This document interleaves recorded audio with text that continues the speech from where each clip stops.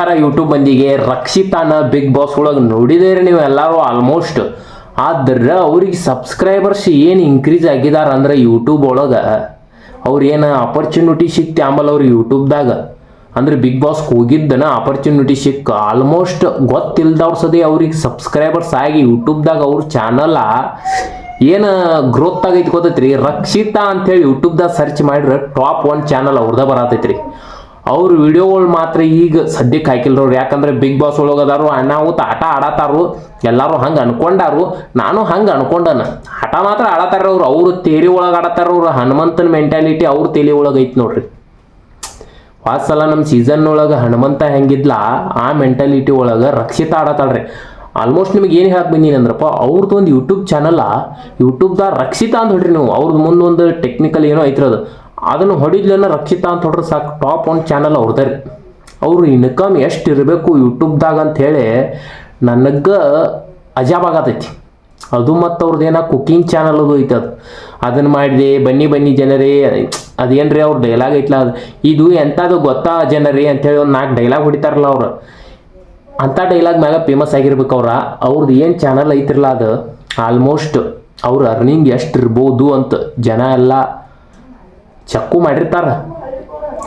ನೀವು ಅನ್ಕೋಬೋದು, ನಾ ಹೇಳ್ಬೋದು ನೋಡಲ್ಲ, ನನಗೆ ಗೊತ್ತಿದ್ದಷ್ಟು ನಾ ಹೇಳಿ ಒಂದು ಅಂದಾಜಲ್ಲಿ ಅವ್ರು ಏನು ತೊಗೋಬೋದಪ್ಪ ಅಂದ್ರೆ ಒಂದು ತಿಂಗಳ ಅಮೌಂಟ್ಲೆ ಒಂದು ಇಲ್ಲಂದ್ರು ಒಂದು 3 ತಿಂಗಳ ಅಮೌಂಟ್ಲೆ ಆರಾಮ್ ಒಂದು ಹಳ್ಳಿ ಒಳಗೆ ಒಂದು ಮನೆ ಕಟ್ಟಿಸ್ತಾರೆ ನೋಡೋರು.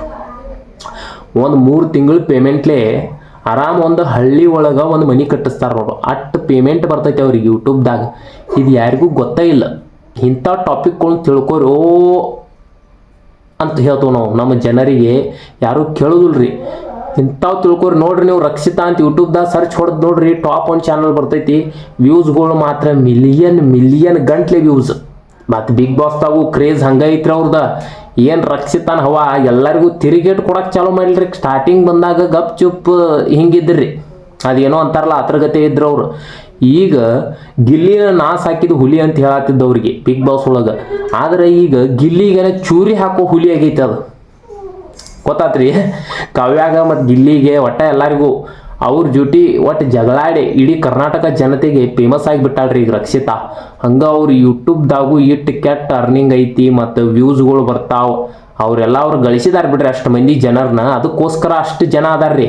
ನಾವು ಈ ಸದ್ಯ ಈ ವಿಡಿಯೋ ನೀವು ನೋಡತ್ತೀರ ಅಂದ್ರೆ ದಯವಿಟ್ಟು ನಮ್ಮನ್ನು ಸಬ್ಸ್ಕ್ರೈಬ್ ಮಾಡಿರಿ, ನಮಗೂ ಸಪೋರ್ಟ್ ಮಾಡಿರಿ. ಯಾಕಂದ್ರೆ ನಾವು ಬಡವ್ರ ಮಕ್ಕಳ ಇಂಥಲ್ಲೇ ಎಲ್ಲ ಕಡೆ ನಿಂತು ವಿಡಿಯೋ ಮಾಡ್ತೇವೆ. ಯಾಕಂದ್ರೆ ನಮ್ದು ಬಚ್ಚಲ ಮನೆ ಒಳಗೆ ನಿಂತು ವಿಡಿಯೋ ಮಾಡತ್ತಾನಂದ್ರೆ ತಿಳ್ಕೊಬೇಕು ನೀವು.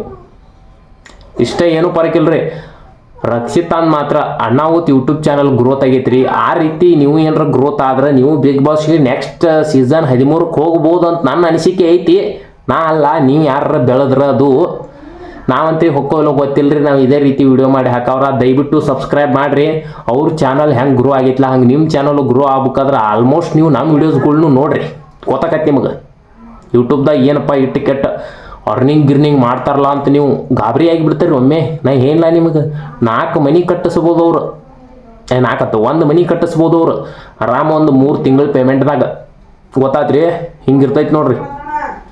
ಅದರಿಂದ ಮತ್ತೆ ಇದಕ್ಕೆ ಹೋಗಿದಾರೆ ಅವ್ರಿಗಿನ್ನ ಪ್ರಮೋಷನ್ ಅಂತ ಬರ್ತಾವಲ್ಲ, ಆ ಥರದ್ದು ಇಲ್ದಲ್ಲಿ ಅಮೌಂಟ್ ಆಕೈತ್ರಿ. ಈ ವಿಡಿಯೋ ನಿಮ್ಗೆ ಇಷ್ಟ ಆಗಿರೋ ದಯವಿಟ್ಟು ಸಬ್ಸ್ಕ್ರೈಬ್ ಮಾಡಿರಿ. ಭಾಳ ಕೆಟ್ಟ ಹೇಳಿದನಂತ ನಾನು ಅನ್ಕೊಂಡನು, ನೀವು ಕೇಳ್ಕೊಂಡ್ರಿ.